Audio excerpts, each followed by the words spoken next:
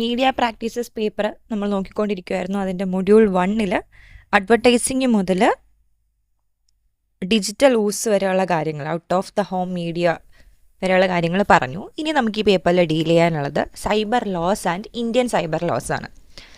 ബാക്കി നമ്മൾ advertising, types of advertising, broadcasting, types of broadcasting, cybernetics എന്താണെന്ന് പറഞ്ഞു, പ്രൊപ്പഗണ്ട എന്താണെന്ന് പറഞ്ഞിട്ടുണ്ടായിരുന്നു, ടൈപ്സ് ഓഫ് പ്രൊപ്പഗണ്ടാസ് പറഞ്ഞു, censorships, types of censorship, visual literacy, media convergence, media bias, different types of media, cyber media. അത് കഴിഞ്ഞിട്ടാണ് out of home media പറഞ്ഞു. അതിൻ്റെ ടൈപ്സും ഒക്കെ നമ്മൾ ഡിസ്കസ് ചെയ്തിട്ടുണ്ടായിരുന്നു. ഇനി അവസാനം നമുക്കുള്ള 2 ടോപ്പിക്സാണ് സൈബർ ലോസും ഇന്ത്യൻ സൈബർ ലോസും. ഒത്തിരി ഇമ്പോർട്ടൻ്റ്, എക്സാം പോയിന്റ് ഓഫ് വ്യൂവിൽ ഇമ്പോർട്ടൻ്റ് ആണ്, അല്ലാണ്ട് തന്നെ നമുക്ക് ലൈഫ് ലോങ് റെലവൻ്റ് ആയിട്ടുള്ളൊരു ടോപ്പിക്കാണ് സൈബർ ലോസും, especially Indian cyber law, since we are the citizens of India. ഇനി സൈബർ ലോ എന്താണെന്ന് നോക്കിക്കഴിഞ്ഞാൽ, cyber laws regulate online behaviour, cyber crimes and digital transactions. So എന്തിനാണ് സൈബർ ലോസ് വെച്ചേക്കുന്നതെന്ന് വെച്ച് കഴിഞ്ഞാൽ, ഓൺലൈൻ ബിഹേവിയർ, ഇപ്പോൾ നമ്മൾ നാട്ടിൽ എങ്ങനെ ജീവിക്കുന്നു, സമൂഹത്തിൽ എങ്ങനെ ജീവിക്കുന്നു എന്നുള്ള ആ ഒരു ബിഹേവിയർ റെഗുലേറ്റ് ചെയ്യാനും നമ്മുടെ ബിഹേവിയർ നോക്കാനും വേണ്ടിയിട്ട് നമുക്കിവിടെ അല്ലാത്ത നിയമങ്ങളുണ്ട്. എഴുതപ്പെട്ട നിയമങ്ങൾ, എഴുതപ്പെടാത്ത നിയമങ്ങൾ, പോലീസ് കൈകാര്യം ചെയ്യുന്ന കാര്യങ്ങൾ, അതിനൊക്കെ നിയമങ്ങളുണ്ട്. അതുപോലെ ഓൺലൈനിൽ നമ്മൾ പെരുമാറുന്നതിന് വേണ്ടിയിട്ടുള്ളതാണ് സൈബർ ലോസ്. സൈബർ ക്രൈം, ഇപ്പം നാട്ടിൽ നമ്മൾ ചെയ്യുന്ന പോലത്തെ ക്രൈംസ് സൈബർ വേൾഡിൽ ചെയ്ത് കഴിഞ്ഞാൽ എങ്ങനെ ഇരിക്കും. പിന്നെ ഡിജിറ്റൽ ട്രാൻസാക്ഷൻസ്, ഇപ്പോൾ കാശുപരമായിട്ടുള്ള സ്കാംസും അങ്ങനെയുള്ള കാര്യങ്ങൾ ഡീറ്റെയിൽ ആയിട്ട് നോക്കും. ഇനി എന്താണ് സൈബർ ക്രൈം? സൈബർ ക്രൈം എന്നൊരു വേർഡ് പറഞ്ഞായിരുന്നു. സോ എന്താ സൈബർ ക്രൈം എന്ന് നോക്കിക്കഴിഞ്ഞാൽ, cyber crime refers to criminal activities carried out using digital technology, primarily over the internet. It includes hacking, online fraud, identity theft and cyberbullying. So ഒരു 4 examples അവിടെ കൊടുത്തിട്ടുണ്ട്. ഇനി cyber crime എന്ന് വെച്ച് കഴിഞ്ഞാൽ ഓൺലൈനായിട്ട് അഥവാ ഡിജിറ്റൽ ടെക്നോളജി ഉപയോഗിച്ചിട്ട് ഇൻ്റർനെറ്റ് വഴി നമ്മൾ കാട്ടിക്കൂട്ടുന്ന criminal activities. Okay, criminal activities ആയിരിക്കണം. സൈബർ ക്രൈം ആവണമെങ്കിൽ ക്രിമിനൽ ആക്ടിവിറ്റി ഉണ്ടാകണം, അത് ഡിജിറ്റൽ ടെക്നോളജി ഉപയോഗിച്ച് ചെയ്തിരിക്കണം. മാത്രമല്ല ഇൻ്റർനെറ്റിൻ്റെ സഹായത്തോടു കൂടി, ഇൻ്റർനെറ്റ് വഴിയാണ് ഈ തെറ്റ് ചെയ്തിരിക്കുക. ഓക്കെ, ഇനി ഇതിൻ്റെ ഉദാഹരണം പറയുന്നത് ഹാക്കിംഗ്. ഒരാളുടെ എക്യുപ്മെൻ്റ് ആവട്ടെ, ആപ്ലിക്കേഷൻ ആവട്ടെ, മൊബൈൽ ആവട്ടെ, ലാപ്ടോപ്പ് ആവട്ടെ, എന്തെങ്കിലും നമ്മൾ ഹാക്ക് ചെയ്തെടുക്കുന്നതിന്, ഈവൻ CCTV ക്യാമറാസ്, ഇങ്ങനെ ഏത് കാര്യം നമ്മൾ ഹാക്ക് ചെയ്തെടുക്കുന്നതിനെയും സൈബർ ക്രൈമാണ്. ദെൻ ഓൺലൈൻ ഫ്രോഡ്, എന്തെങ്കിലും ഫ്രോഡ് പരിപാടി, ഒരു എക്യുപ്മെൻറ്റ് കുറഞ്ഞ വിലയ്ക്ക് തരാമെന്ന് പറഞ്ഞ ആൾക്കാരെ പറ്റിക്കുന്നതാവട്ടെ, ഒരു ആപ്ലിക്കേഷൻ തന്നെ എന്തെങ്കിലും രീതിയിൽ പറ്റിക്കുന്നത്. ചിലർ കള്ള വെബ്സൈറ്റ്സൊക്കെ ഉണ്ടാക്കിയിട്ട് സാധനങ്ങളെല്ലാം വളരെ ലോവർ പ്രൈസിലിട്ടേക്കും. ആൾക്കാർ പേയ്മെൻറ്റും നടത്തിയിട്ട് കാത്തിരിക്കും സാധനം കിട്ടാൻ വേണ്ടിയിട്ട്. പിന്നീട് നോക്കുമ്പോൾ ആ വെബ്സൈറ്റ് പോലും ഉണ്ടാകത്തില്ല. അത്തരത്തിലുള്ള ഓൺലൈൻ ഫ്രോഡുകളുണ്ട്. ദെൻ ഐഡൻറ്റിറ്റി തെഫ്റ്റ്, വേറൊരാളുടെ ഐഡൻറ്റിറ്റി വേറൊരാൾ എടുക്കുന്നത്. നമ്മളിപ്പോൾ ഫേസ്ബുക്കിലാവട്ടെ, ഇൻസ്റ്റഗ്രാമിലാവട്ടെ, ഫേക്ക് അക്കൗണ്ട്സ് എന്ന് പറയുന്നൊരു സാധനമുണ്ട്. വേറൊരാളാണെന്നുള്ള രീതിയിൽ മറ്റൊരാളോട് സംസാരിച്ചിട്ട് കാശൊക്കെ തട്ടിപ്പ് നടത്തുന്നത്. നമ്മുടെയൊക്കെ ഫ്രണ്ട്സ് ചില സമയങ്ങളിൽ അക്കൗണ്ട് ഹാക്ക്ഡ് ആണ്, അല്ലെങ്കിൽ അക്കൗണ്ട് എടുത്തു മറ്റാരോ ആണ് യൂസ് ചെയ്യുന്നതെന്ന് പറഞ്ഞിട്ട് സ്റ്റോറീസൊക്കെ പോസ്റ്റ് ചെയ്യുന്ന കണ്ടിട്ടില്ലേ? അതെല്ലാം സൈബർ ക്രൈമിൻ്റെ വിക്ടിംസാണ് അവരൊക്കെ. ആൻഡ് സൈബർ ബുള്ളിയിങ് എന്ന് പറഞ്ഞു കഴിഞ്ഞാൽ നമ്മൾ വേറൊരാളെ മാനസികമായിട്ട് തളർത്തുന്ന രീതിയിൽ സംസാരിക്കുന്നതും അവരെ ഉപദ്രവിക്കുന്നതും. അത് സൈബറിൽ ഇൻ്റർനെറ്റ് വഴി നമ്മൾ ചെയ്യുന്നത്. ഇപ്പോൾ സോഷ്യൽ മീഡിയ പ്ലാറ്റ്ഫോംസിലാവട്ടെ, ആൾക്കാരുടെ ചില ഫോട്ടോസ് എടുത്തിട്ട് കളിയാക്കുന്നതാവട്ടെ, മോശമായിട്ടുള്ള കമൻറ്റ്സ് പറയുന്നതാവട്ടെ, ഇതും ഒരു കൈൻഡ് ഓഫ് സൈബർ ക്രൈമാണ്. ഇനി സൈബർ ക്രൈമിൻ്റെ ടൈപ്സ് ഒന്ന് നോക്കിപ്പോവാം. അത് ഒത്തിരി അങ്ങോട്ട് ഇമ്പോർട്ടൻ്റ് അല്ല. അതിനകത്ത് 1-2 വേർഡ്സാണ് ഏറ്റവും കൂടുതൽ ഇമ്പോർട്ടൻ്റ് ആയിട്ട് വരുന്നത്. സൈബർ ക്രൈംസിൽ തന്നെ ഫിനാൻഷ്യൽ ക്രൈംസും ഫ്രോഡും ഉണ്ട്. ഇതെന്തിനാണ് ചെയ്യുന്നത്? ഇതിൻ്റെ ഒരു മോട്ടീവ് അല്ലെങ്കിൽ എന്ത് ഉദ്ദേശത്തിലാണ് ചെയ്യുന്നതെന്ന് വെച്ച് കഴിഞ്ഞാൽ, to steal money and financial data. നമുക്ക് നമ്മുടെ കയ്യിലുള്ള കാശ് മറ്റൊരാൾ തട്ടിയെടുക്കാൻ ശ്രമിക്കാം, അല്ലെങ്കിൽ നമ്മുടെ financial data.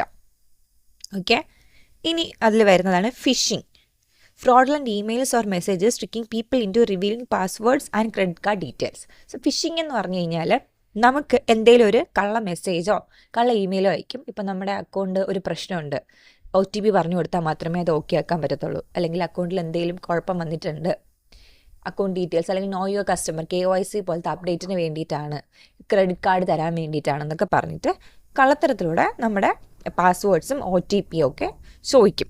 Even credit card details, അതിൽ നമ്മുടെ ATM പിൻ പോലെ ക്രെഡിറ്റ് കാർഡ് പിൻ, അങ്ങനത്തെ കാര്യങ്ങളൊക്കെ ചോദിക്കുന്നതിനാണ് ഫിഷിങ്സ് എന്ന് പറയുന്നത്. ദെൻ ഓൺലൈൻ ബാങ്ക് ഫ്രോഡ്, നമ്മുടെ ബാങ്ക് അക്കൗണ്ട് തന്നെ ഏതെങ്കിലും ഒരു മാൾവെയർ അല്ലെങ്കിൽ ഫേക്ക് വെബ്സൈറ്റ് ഉപയോഗിച്ച് സ്റ്റീൽ ചെയ്യാൻ പറ്റുന്നത്. ക്രിപ്റ്റോ കറൻസി സ്കാംസ്, അതായത് ഫേക്ക് ഇൻവെസ്റ്റ്മെൻറ്റ് സ്കീംസാണ്. ഈ ഒരു സാധനത്തിൽ നിങ്ങളൊരു 50 രൂപ ഇട്ട് കഴിഞ്ഞാൽ നിങ്ങൾക്കത് ഒരു 8 മണിക്കൂർ കഴിയുമ്പോഴത്തേക്കും 2000 രൂപയാവും. അപ്പം ഭയങ്കര ലാഭമാണല്ലോ എന്ന് കരുതിയിട്ട് ആൾക്കാരെല്ലാം കൊടുക്കും. ഈ 50 എന്ന് പറയുന്ന അത്രയും തുച്ഛമായ എമൗണ്ട് ആയിരിക്കില്ല, ഒരു 2000 രൂപയെങ്കിലും ഇവർ പറയും. 2000 രൂപ കൊടുത്തു കഴിയുമ്പോഴത്തേക്കും നമുക്ക് മണിക്കൂറുകൾക്ക് ശേഷം അത് 5000 ആകും എന്നൊക്കെ പറഞ്ഞ് പറ്റിക്കുന്ന പരിപാടികൾ. പിന്നെ ഓൺലൈൻ ഷോപ്പിംഗ് ഫ്രോഡുകളുണ്ട്. ഇത് ഞാൻ നേരത്തെ പറഞ്ഞ പോലത്തെ സാധനമാണ്. വളരെ തുച്ഛമായ വിലയ്ക്ക് അല്ലെങ്കിൽ ഫ്രീ ആയിട്ട് സാധനം കിട്ടുമെന്ന് പറഞ്ഞിട്ട് വരുന്ന ഓൺലൈൻ ഷോപ്പിംഗ് ഫ്രോഡുകൾ. ഇനി ഉദാഹരണമായിട്ട് പറയുന്നത്, person receives an email claiming they have won a lottery and must pay a fee to claim the prize. So ഇത് കോമൺലി കണ്ടുവരുന്ന ഒരു ഓൺലൈൻ ഫ്രോഡാണ്. ഒരു മെസ്സേജ് വരും, നമ്മൾ 50,000 രൂപയുടെ ലോട്ടറി അടിച്ചു, അല്ലെങ്കിൽ $50,000 ലോട്ടറിയാണ് അടിച്ചത്, അത് ഇന്ത്യൻ മണിയാക്കി വരുമ്പോൾ അതിൻ്റെ ടാക്സ് പിടിക്കും. സോ ഈ ടാക്സ് നമ്മൾ ഓൾറെഡി പേ ചെയ്യണം, എന്നാലേ കാശ് നമ്മുടെ എമൗണ്ടിലേക്ക് വരത്തുള്ളൂ എന്ന് പറഞ്ഞ് നമ്മുടെ ഇന്ന് ഇപ്പോൾ പറയും, നിങ്ങൾക്ക് 5 ലക്ഷം രൂപ കിട്ടിയിട്ടുണ്ട്, സോ നിങ്ങൾ 20,000 രൂപ അടച്ചാൽ മാത്രമേ 5 ലക്ഷം കയ്യിൽ കിട്ടത്തുള്ളൂ. നമ്മൾ എന്ത് ചെയ്യും, 20,000 അടയ്ക്കും, ബിക്കോസ് 5 ലക്ഷം എന്ന് പറയുന്ന എമൗണ്ട് നമുക്ക് കിട്ടണമല്ലോ. ഇതെല്ലാം ഓൺലൈൻ ഷോപ്പിംഗ് ഫ്രോഡ്സ് അല്ലെങ്കിൽ ഓൺലൈൻ ഫ്രോഡിൻ്റെ ഉദാഹരണങ്ങളാണ്. സൈബർ ക്രൈമാണ് identity theft and data breaches. Stealing personal data to commit fraud or blackmail. So നമുക്ക് വേറൊരാളുടെ കയ്യിൽ നിന്നും കാശ് കിട്ടുന്ന അവിടെ എന്തെങ്കിലും ഒരു ഫ്രോഡ് പരിപാടി ചെയ്യണം, അല്ലെങ്കിൽ വേറൊരാളെ ബ്ലാക്ക് മെയിൽ ചെയ്യണം, ആളെ ഭീഷണിപ്പെടുത്തണം. ഇതിനെല്ലാം മറ്റൊരാളുടെ ഡീറ്റെയിൽസ് ഉപയോഗിക്കുന്നതാണ് ഇതിനകത്ത് വരുന്ന മെയിനായിട്ട് വരുന്ന കാര്യങ്ങൾ. ഒരു ഐഡൻറ്റിറ്റി ഫ്രോഡ് അല്ലെങ്കിൽ ഐഡൻറ്റിറ്റി തെഫ്റ്റ് എന്ന് പറഞ്ഞ് വരുന്നത്. Aadhaar, PAN card fraud, criminals misuse government IDs for financial crimes. So മറ്റൊരാളുടെ ആധാർ നമ്പർ കിട്ടിക്കഴിഞ്ഞാൽ നമുക്കൊരു സിം എടുക്കുകയോ അങ്ങനത്തെ എന്തെങ്കിലുമൊക്കെ കാര്യങ്ങൾ ചെയ്തിട്ട് നമുക്ക് ഇഷ്ടമുള്ളതുപോലത്തെ ക്രിമിനൽ ആക്ടിവിറ്റീസ് ചെയ്യാം. പോലീസ് നമ്മളെ ട്രേസ് ചെയ്യുമ്പോഴത്തേക്കും നമ്മുടെ ആധാർ കാർഡ് വെച്ചിട്ട് പിടിക്കുന്നത് ഏതോ ഒരു നിഷ്കളങ്കനായ ഒരു വ്യക്തിനായിരിക്കും. സോ ഇതുകൊണ്ടാണ് നമ്മുടെ ഡീറ്റെയിൽസ്, ആധാർ കാർഡ് ഡീറ്റെയിൽസ് ഒന്നും അധികം റിവീൽ ചെയ്യരുത് എന്ന് പറയുന്നത്.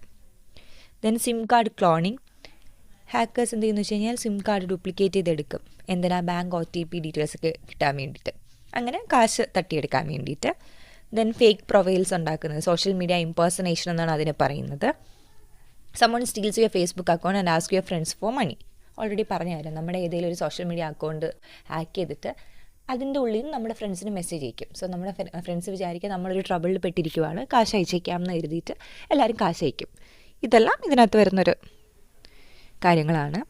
മൂന്നാമത്തൊരു ടൈപ്പ് നമുക്ക് പറയാം, cyber bullying and online harassment. ചില ആൾക്കാർ ഡിജിറ്റൽ പ്ലാറ്റ്ഫോംസ് യൂസ് ചെയ്യുന്നതിനെന്ന് വെച്ച് കഴിഞ്ഞാൽ ആൾക്കാരെ ഭീഷണിപ്പെടുത്താനും അബ്യൂസ് ചെയ്യാനും ഹറാസ് ചെയ്യാനും വേണ്ടിയിട്ടാണ്. സോ ഇതെല്ലാം സൈബർ ബുള്ളിങ് അല്ലെങ്കിൽ ഓൺലൈൻ ഹറാസ്മെൻറ്റ് എന്നാണ് പറയുന്നത്. അതിൻ്റെ കുറച്ച് ഉദാഹരണങ്ങളാണ് ട്രോളിങ്. അത് നമ്മൾ പറയുന്നത് വളരെ കോമഡി ആയിട്ട് പറയുന്ന കാര്യമാണ്, അയാളെ ട്രോൾ ചെയ്തു എന്നുള്ളത്. സോ ഇത് ആരുടെയെങ്കിലും അവരുടെ ഒരു ഇൻസെക്യൂരിറ്റിനെ പ്രൊവോക്ക് ചെയ്യുന്ന തരത്തിൽ അബ്യൂസീവായിട്ടുള്ള കമൻറ്റ്സ് പറയുന്നത്, വളരെ മോശപ്പെട്ട രീതിയിൽ അവരുടെ ഫോട്ടോസ് ആവട്ടെ വീഡിയോസ് ആവട്ടെ അതിന് താഴെ പോയി കമൻറ്റ് ചെയ്യുന്നതിനാണ് ട്രോളിങ് എന്ന് പറയുന്നത്. Then cyber stacking, tracking someone's online activity without consent. ചിലർ എവിടെ പോയാലും ഒക്കെ സ്റ്റോറീസൊക്കെ പോസ്റ്റ് ചെയ്യും, അതിനെ വെച്ചിട്ട് അവരുടെ പുറകെ നടന്ന് അവരെ നമ്മൾ സ്റ്റോക്ക് ചെയ്യുന്നത്. ഇവരെന്ത് ചെയ്യുന്നു എന്നുള്ള കാര്യങ്ങളെല്ലാം നമ്മൾ എപ്പോഴും ഓൺലൈനായിട്ട് അവരെ മാത്രം കൃത്യമായിട്ട് ടാർഗറ്റ് ചെയ്ത് ചെയ്യുന്നതിനാണ് സൈബർ സ്റ്റാക്കിംഗ് എന്ന് പറയുന്നത്. Then revenge porn, sharing private photos or videos without permission. So ചില ആൾക്കാർ എന്തെങ്കിലും സൗഹൃദമായിട്ടിരിക്കുന്ന സമയത്ത് കിട്ടിയിട്ടുള്ള ഏതെങ്കിലും ഒരു പ്രൈവറ്റ് ഫോട്ടോസൊക്കെ എടുത്ത് പിന്നീട് എന്തെങ്കിലും ഒരു ദേഷ്യം വരുമ്പോൾ ഒരു റിവഞ്ച് ഉണ്ടാകുന്ന സമയത്ത് ഓൺലൈനായിട്ട് പോസ്റ്റ് ചെയ്യുന്നത്. ഇതിനാണ് റിവഞ്ച് പോൺ എന്ന് പറയുന്നത്. Then we have doxxing, exposing someone's personal details online to harm them. എന്തെങ്കിലും ഒരു നമ്മുടെ ഏതെങ്കിലും ഒരു പ്രൈവറ്റ് കാര്യം നമ്മൾ ആരോടെങ്കിലും ഷെയർ ചെയ്തിട്ടുള്ള ഒരു കാര്യം അതിനെ എക്സ്പോസ് ചെയ്യുന്നത്, അതിനെയാണ് ഡോക്സിങ് എന്ന് പറയുന്നത്. ഇനി ഇതിന് ഉദാഹരണം നമുക്ക് ട്രോളിങ്ങിൽ പറയാൻ പറ്റുന്ന കാര്യം, സെലിബ്രിറ്റീസിന് എപ്പോഴും അബ്യൂസീവായിട്ടുള്ള കമൻസും മെസ്സേജസും ഒക്കെ കിട്ടാറുണ്ട്. ഇത് ടൈപ്പാണ് ഹാക്കിംഗ് ആൻഡ് അൺഓതറൈസ്ഡ് ആക്സസ്. നമുക്കൊരു അതോറിറ്റിയും തരാതെ വേറൊരാളുടെ പാസ്വേഡും കാര്യങ്ങളൊക്കെ നമ്മൾ കണ്ടുപിടിച്ച് അവരുടെ ഫുൾ അക്കൗണ്ട് തന്നെ ഹാക്ക് ചെയ്ത് ചെയ്യുന്നതാണ് ഇതിനകത്ത് വരുന്നത്. ഇതൊരു ഇല്ലീഗൽ ആക്സസ് ആണ്. എന്തൊക്കെ ടൈപ്പാണ് ഇതിനകത്ത് വരുന്നതെന്ന് വെച്ച് കഴിഞ്ഞാൽ, website defacement, hackers modify website to spread fake news. ചിലർ വളരെ ഫേക്ക് ന്യൂസൊക്കെ എന്തെങ്കിലും ഒരു വെബ്സൈറ്റ് ഉണ്ടാക്കിയിട്ട് അതുവഴി പകർത്താൻ തുടങ്ങും. Then corporate espionage, stealing business secrets from competitors. ഇത് മെയിനായിട്ട് ചെയ്യുന്നതെന്ന് വെച്ച് കഴിഞ്ഞാൽ ഒരു കമ്പനിയിൽ ഇപ്പോൾ ചില സിനിമകളിൽ നോക്കിക്കഴിഞ്ഞാലുണ്ടല്ലോ അവർ കൊട്ടേഷൻ കൊടുക്കാൻ വെച്ചിരിക്കുന്ന എമൗണ്ടൊക്കെ കണ്ടുപിടിച്ച് വേറൊരു കമ്പനിക്ക് കൊടുക്കുന്നില്ലേ, ഇതെല്ലാം ഹാക്കിങ് ചെയ്താണ് കണ്ടുപിടിക്കുക. സോ ഇതിനെയാണ് കോർപ്പറേറ്റ് എസ്പിയനേജ് എന്ന് പറയുന്നത്. അവരുടെ എന്തെങ്കിലും വളരെ ടോപ്പ് സീക്രറ്റ്സ് ആയിരിക്കും അത് ചോർത്തിയെടുക്കുന്നത്. Then ransomware attacks. Hackers encrypt company data and demand money to restore access. ഇതെന്ത് ചെയ്യുന്നത് വെച്ച് കഴിഞ്ഞാൽ നമ്മുടെ കമ്പനിയിലുള്ള എന്തെങ്കിലും ഒരു വെബ്സൈറ്റ് അല്ലെങ്കിൽ ഏറ്റവും പ്രധാനപ്പെട്ട ഒരു ലിങ്കിനെ അവർ പിടിച്ചടക്കും. നമ്മളിപ്പോൾ ബ്ലാക്ക് മെയിൽ കിഡ്നാപ്പ് ചെയ്ത ആൾക്കാരെ കൊണ്ടുപോയിട്ട് കാശ് കിട്ടിക്കഴിഞ്ഞാൽ കുട്ടീനെ തിരികെ തരാമെന്ന് പറയില്ല, അതിൻ്റെ ഒരു ഓൺലൈൻ സാധനമാണിത്, റാൻസം വെയർ അറ്റാക്സ്. ഈ ഫീഡ് ചെയ്ത് വെച്ചിരിക്കുന്ന വെബ്സൈറ്റ് ആവട്ടെ എന്തെങ്കിലും ഒരു സംഭവത്തിന് അവരവരുടെ കയ്യിലാക്കും. കാശ് കൊടുത്തു കഴിഞ്ഞാൽ അവർ നമുക്ക് നമ്മുടെ വെബ്സൈറ്റ് തിരികെ തരും. അങ്ങനത്തെ ഒരു പരിപാടി. ഉദാഹരണം കൊടുത്തിട്ടുള്ളത് ഒരു ഹോസ്പിറ്റലിലെ പേഷ്യൻ്റ് റെക്കോർഡ്സ് എടുത്ത് വെച്ചേക്കുവാണ്. കാശ് കൊടുത്തു കഴിഞ്ഞാൽ ആ റെക്കോർഡ്സ് തിരികെ തരും. അല്ലാതുകൊണ്ട് അവർ പബ്ലിക്കായിട്ട് ഓരോ ഹോസ്പിറ്റലിലെ ആൾക്കാരുടെ ഡീറ്റെയിൽസ് ഒക്കെ അയക്കുക എന്ന് പറയുന്നത് വളരെ മോശപ്പെട്ടൊരു കാര്യമാണ്. മാത്രമല്ല ഈ ഡീറ്റെയിൽസ് കിട്ടിയാൽ മാത്രമല്ലേ ചികിത്സ മുന്നോട്ട് കൊണ്ടുപോകാൻ പറ്റത്തുള്ളൂ. സോ അങ്ങനെയൊക്കെ വരുന്നത് വളരെ കഷ്ടത്തിലേക്കായിരിക്കും നമ്മൾ നയിക്കുക. Cyber terrorism and national security threats. So ഇനി ടെററിസ്റ്റ് ഗ്രൂപ്പുകാർ ഏറ്റവും കൂടുതൽ യൂസ് ചെയ്യുന്നത് സൈബർ സ്പേസ് ആണ്. അവിടെ വെച്ചിട്ടാണ് ടെററിസം ആവട്ടെ, ഫേക്കായിട്ടുള്ള പേടി ഉണ്ടാക്കുക, കൺട്രിയുടെ സെക്യൂരിറ്റീനെ തന്നെ ബാധിക്കുന്ന ലെവലിലുള്ള സംസാരവും ഗ്രൂപ്പും ഒക്കെ ഉണ്ടാകുന്നത്. ഇവർ ചെയ്യുന്ന കാര്യങ്ങൾ ഹാക്കിംഗ് ഗവൺമെൻറ് വെബ്സൈറ്റ്സ്. നമ്മൾ ഇടയ്ക്കിടയ്ക്ക് കേൾക്കുന്നതാണ് ഇന്ന വെബ്സൈറ്റ് അവർ ഹാക്ക് ചെയ്തു ടെററിസ്റ്റ് ഗ്രൂപ്പുകാരെന്നൊക്കെ പറഞ്ഞിട്ട് കേൾക്കാറുണ്ട്. പിന്നെ അടുത്ത് ചെയ്യുന്നതാണ് ഫേക്ക് ന്യൂസ് ആൻഡ് പ്രൊപ്പഗണ്ട. വളരെ തെറ്റായിട്ടുള്ള ന്യൂസ് ആൾക്കാരിലേക്ക് എത്തിക്കാൻ ശ്രമിക്കുന്നത്. അതിലൂടെ ഒരു പ്രൊപ്പഗണ്ടയാണ് അവർ നടത്തുന്നത്. കാരണം ആൾക്കാർക്ക് തെറ്റായൊരു ധാരണ കിട്ടിക്കഴിഞ്ഞാൽ അവർ പിന്നെ അത് വിശ്വസിക്കാൻ തുടങ്ങും. അങ്ങനെ ഗവൺമെൻറ്റിന് എതിരായിട്ട് ആൾക്കാർ പോകാൻ തുടങ്ങും. സോ പ്രൊപ്പഗണ്ട എന്താണെന്നും എത്ര ടൈപ്സ് ഉണ്ടെന്നൊക്കെ നമ്മൾ ഓൾറെഡി ഡിസ്കസ് ചെയ്തിട്ടുണ്ടായിരുന്നേ. Cyber warfare, nation States hacking other countries defence system. So ഇനി സൈബർ വാർഫെയർ എന്ന് വെച്ച് കഴിഞ്ഞാൽ പണ്ട് രാജ്യങ്ങൾ നേരിട്ട് യുദ്ധം ചെയ്യാമായിരുന്നു, നേരിട്ട് ബോംബ് ആക്രമണം ഇങ്ങനെയുള്ള കാര്യങ്ങൾ. പക്ഷേ ഇപ്പോൾ സൈബർ സ്പേസ് വന്നതിന് ശേഷം ഒരു രാജ്യത്തെ ആൾക്കാരുടെ ഡീറ്റെയിൽസ് എടുത്ത് വെച്ചിട്ട് അത് പബ്ലിഷ് ചെയ്യുമെന്ന് പറഞ്ഞിട്ടോ അല്ലെങ്കിൽ അവരുടെ തന്നെ ഏറ്റവും വലിയ ടോപ്പ് സീക്രറ്റ്സ് അല്ലെങ്കിൽ ഭാവിയിൽ വരാൻ പോകുന്ന കാര്യങ്ങൾ, ഗവൺമെൻറ്റിൻ്റെ ഫ്യൂച്ചർ പ്ലാൻസ്, ഈ കാര്യങ്ങളെല്ലാം വേറൊരു രാജ്യക്കാരെടുത്ത് വെച്ചിട്ട് അത്തരത്തിലുള്ളൊരു യുദ്ധം, ഓക്കെ, ഇവരുടെ ആയുധങ്ങളെ പിടിച്ചെടുക്കുന്നതിന് പകരം സൈബർ ഏരിയയിൽ ഇവർക്കുള്ള കാര്യങ്ങളെ പിടിച്ചെടുക്കാൻ നോക്കുന്നത്. ഇനി ആറാമത്തെ ഒരു പോയിൻ്റാണ്, അല്ലെങ്കിൽ ഏറ്റവും ഒരു നികൃഷ്ടമായൊരു ടൈപ്പ് തന്നെയാണ് child exploitation and illegal content. ഇതിനകത്ത് കൂടുതലും ക്രിമിനൽ ആക്ടിവിറ്റീസ് കുട്ടികൾക്കെതിരായിട്ടാണ് വരുന്നത്. ഉദാഹരണം ചൈൽഡ് പോണോഗ്രഫി, പിന്നെ കുട്ടികളെ തന്നെ ഓൺലൈൻ ഗ്രൂമിംഗ് എന്ന് പറയും. മൈനർ ഏജിലുള്ള ചെറിയ കുട്ടികളുമായിട്ട് കൂട്ടുകൂടിയിട്ട് അവരെ എക്സ്പ്ലോയിറ്റ് ചെയ്യുന്നത്. ഡാർക്ക് വെബ് ആക്ടിവിറ്റീസിൻ്റെ ഉദാഹരണം എന്ന് പറയുന്നത് സാധനങ്ങൾ, ഡ്രഗ്സ് പോലുള്ള ഇല്ലീഗൽ പ്രൊഹിബിറ്റഡ് ആയിട്ടുള്ള സാധനങ്ങൾ, ഡ്രഗ്സ്, വെപ്പൻസ് ഒക്കെ ഓൺലൈനായിട്ട് വിൽക്കുന്നതും വാങ്ങുന്നതും. പിന്നെ അതിൻ്റെ ഒരു ഉദാഹരണം എക്സാമ്പിളായിട്ട് പറയുന്ന ഒരു ക്രിമിനൽ ഒരു കൊച്ചുകുട്ടിയോട്, മൈനറായിട്ടുള്ള ഒരു കുട്ടിയോട് ഇൻഅപ്രോപ്രിയേറ്റ് ആയിട്ടുള്ള images, may be porn images or nude images ചോദിക്കുന്നതാണ് ഉദാഹരണമായിട്ട് പറയാൻ പറ്റുന്നത്. ഇത്രയുമാണ് സൈബർ ലോസിനകത്ത് പറയുന്നത്. അതിൽ നമ്മളെത്ര 6 ടൈപ്പ് ഓഫ് സൈബർ ക്രൈംസും പഠിച്ചായിരുന്നു. ഇനി ഇന്ത്യൻ സൈബർ ലോ എന്തിനാന്ന് വെച്ച് കഴിഞ്ഞാൽ India has strict laws to punish cyber criminals. So criminals എവിടെയുണ്ടോ അവർക്ക് പണിഷ്മെൻറ്റ് വേണം. അപ്പോൾ പണിഷ്മെൻറ്റ് കൊടുക്കണമെങ്കിൽ നമ്മുടെ കയ്യിലൊരു ലോ ഉണ്ടാവണം. സോ അങ്ങനെ ഇൻഫർമേഷൻ ടെക്നോളജി ആക്ട് അഥവാ IT ആക്ട് 2000 പുറത്തിറങ്ങിയ IT ആക്ട് പ്രകാരമാണ് ഇന്ത്യയിലെ സൈബർ ക്രിമിനൽസിനെ പണിഷ് ചെയ്യുന്നത്.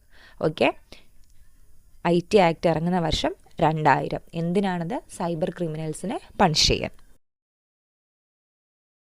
ഇതിൽ ഉദാഹരണം മെയിനായിട്ട് പറയുന്ന സൈബർ പണിഷ്മെൻറ്റ്സ് സൈബർ ക്രൈംസ് എന്ന് പറയുന്നത് hacking, phishing and cyber bullying. ഈ 3 കാര്യങ്ങളാണ് മെയിനായിട്ട് നോക്കുന്നത്. പിന്നെ കൊമേഴ്സ് റെഗുലേഷൻസ്, കാശുപരമായിട്ട് ഫിനാൻഷ്യലി ആൾക്കാരുമായിട്ട് വരുന്ന കാര്യങ്ങൾ. പിന്നെ പ്രൈവസി ആൻഡ് ഡേറ്റ പ്രൊട്ടക്ഷൻ, ഒരാളിൻ്റെ പേഴ്സണൽ ഡേറ്റാസ് മറ്റൊരാൾ സ്റ്റീൽ ചെയ്തെടുക്കുന്നതിനൊക്കെ എതിരായിട്ട് കുറച്ച് സെക്ഷൻസ് പറഞ്ഞു പോകുന്നുണ്ട്. അതിൽ ഏറ്റവും പ്രധാനപ്പെട്ട ഓർക്കേണ്ട കാര്യം 66 മുതൽ 69 വരെയുണ്ട്. 66C പണിഷേഴ്സ് ഐഡൻറ്റിറ്റി തെഫ്റ്റ്, നമ്മുടെ ഐഡൻറ്റിറ്റി വേറൊരാൾ മോഷ്ടിക്കാൻ ശ്രമിക്കുന്നത്. Then 66D covers online fraud and phishing. 67 prohibits publishing obscene content online. Obscene content എന്ന് പറയുന്നത് private videos or private photos ഒക്കെയാണ്. 69 allows government surveillance for national security. ഗവൺമെൻറ്റിന് ഒരു സർവൈലൻസ് ഉണ്ട്. എന്താ നൽകുന്നത്? ഉദാഹരണത്തിന് നമ്മുടെ നേരത്തെ ഡിസ്കസ് ചെയ്തതിൽ ടെററിസ്റ്റ് ഗ്രൂപ്പിൻ്റെയൊക്കെ കോൺവെർസേഷൻസ് ഗവൺമെൻറ് ശ്രദ്ധിക്കുന്നുണ്ട്. പിന്നെ മാത്രമല്ല സൈബർ ക്രൈംസിൽ വരുന്ന ചില ക്രൈംസ് IPC സെക്ഷൻ ഉപയോഗിച്ചിട്ടും, ഉദാഹരണം ഡിഫമേഷൻ, ചീറ്റിംഗ് കേസ്, ത്രെറ്റ്സ്, ഇതെല്ലാം IPC ഉപയോഗിച്ചിട്ടും ശിക്ഷാർഹമാണ്. ഇനി ഇതെവിടെയാണ് നമ്മൾ പോയി ഒരു സൈബർ ക്രൈം റിപ്പോർട്ട് ചെയ്യേണ്ടതെന്ന് ചോദിച്ചു കഴിഞ്ഞാൽ www.cybercrime.government.in എന്ന് പറയുന്ന ഒരു വെബ്സൈറ്റ് ഉണ്ട്. അവിടെ നമുക്ക് പറയാൻ പറ്റും. സൈബർ സെല്ലിന് എല്ലാ സിറ്റികളിലും ഹെഡ് ക്വാർട്ടേഴ്സ് ഉണ്ട്, അവിടെ പോയി പറയാം. പിന്നെ ലോക്കൽ പോലീസ് സ്റ്റേഷനിൽ പറഞ്ഞു കഴിഞ്ഞാലും അവരങ്ങോട്ട് നമ്മളെ ഡയറക്റ്റ് ചെയ്യും. ഇനി ഹൗ ടു സേഫ് ഓൺലൈൻ, വളരെ ഇമ്പോർട്ടൻ്റ് ആയിട്ടുള്ളൊരു കാര്യമാണത്. നമ്മുടെ പാസ്വേഡ്സ് എപ്പോഴും വളരെ സ്ട്രോങ് ആയിരിക്കണം. എല്ലാവർക്കും ഗസ് ചെയ്യാൻ പറ്റുന്ന രീതിയിൽ പാസ്വേഡ് ഇടാണ്ടിരിക്കുക. എപ്പോഴും 2 ഫാക്ടർ ഓതൻറ്റിക്കേഷൻ എനേബിൾ ചെയ്തിടുക. പാസ്വേഡ് മാത്രം അടിച്ചാൽ പോരാ, പകരം എന്തെങ്കിലും ഒരു ക്വസ്റ്റ്യൻ കൂടി വരുന്ന കണക്കിനോ അല്ലെങ്കിൽ ഒരു ബയോമെട്രിക് വരുന്നത് പോലെയോ. ബയോമെട്രിക് എന്ന് പറയുമ്പോൾ ഒന്നുകിൽ നമ്മുടെ ഫിംഗർ പ്രിൻറ്റ്, അല്ലാന്നുണ്ടെങ്കിൽ ഫേസ്, ഇങ്ങനെ ഏതെങ്കിലും ഒരു സ്ട്രോങ് പാസ്വേഡ് കൂടി സെറ്റ് ചെയ്ത് വയ്ക്കുക. സസ്പീഷ്യസ് ആയിട്ടുള്ള ലിങ്കോ ഇമെയിലോ ഫോൺ കോളോ ഒക്കെ വരുവാണെങ്കിൽ ഉടനെ തന്നെ റെസ്പോണ്ട് ചെയ്യാണ്ടിരിക്കുക. അതെ, എല്ലാ സമയത്തും നമുക്ക് അറിഞ്ഞൂടാത്ത ആൾക്കാർ വിളിക്കുന്നതായിരിക്കില്ല. ചില സമയത്ത് നമ്മളെ പറ്റിക്കപ്പെടാനുള്ളൊരു സാഹചര്യം കൂടി ആയിരിക്കും. എപ്പോഴും ആൻറ്റി വൈറസ് അപ്ഡേറ്റ് ചെയ്ത് വെച്ചേക്കുക. എല്ലാ സോഫ്റ്റ്വെയർസും അപ്ഡേറ്റഡ് ആയിരിക്കുക. പേഴ്സണൽ ഡീറ്റെയിൽസ് ഓൺലൈനിൽ ഷെയർ ചെയ്യുന്നത് പരമാവധി കുറയ്ക്കുക. പിന്നെ എന്തെങ്കിലും ഒരു സൈബർ ക്രൈം നേരിട്ട് കഴിഞ്ഞാൽ അപ്പോൾ തന്നെ അത് അതോറിറ്റീസിനെ അറിയിക്കുക. ഇത്രയും കാര്യങ്ങളാണ് സൈബർ ക്രൈമിനകത്തും ഇന്ത്യൻ സൈബർ ക്രൈമിനകത്തും വരുന്നത്. സോ ഇതിൽ മെയിനായിട്ട് ശ്രദ്ധിക്കേണ്ടത് ഈ ഒരു നേരത്തെ പറഞ്ഞ സെക്ഷൻ നമ്പേഴ്സൊന്നും ചോദിക്കാനുള്ള സാധ്യത വളരെ കുറവാണ്. എന്തൊക്കെയാണ് ക്രൈം, ഇന്ത്യയിൽ എന്തൊക്കെയാണ് അതിനുള്ള പ്രതിവിധികൾ വരുന്നത്, എങ്ങനെ ഇത് ഒഴിവാക്കാം, ഇത്രയും കാര്യങ്ങൾ ശ്രദ്ധിച്ച് പഠിച്ചു വയ്ക്കുക. ഇത്രയാണ് നമുക്ക് മീഡിയ പ്രാക്ടീസസ് മൊഡ്യൂൾ 1 വരുന്ന കാര്യങ്ങൾ. വളരെ ബ്രീഫായിട്ടാണ് പറഞ്ഞു പോയിട്ടുള്ളത്. എല്ലാം മനസ്സിലായി കാണുമെന്ന് വിചാരിക്കുന്നു. Thank you for listening.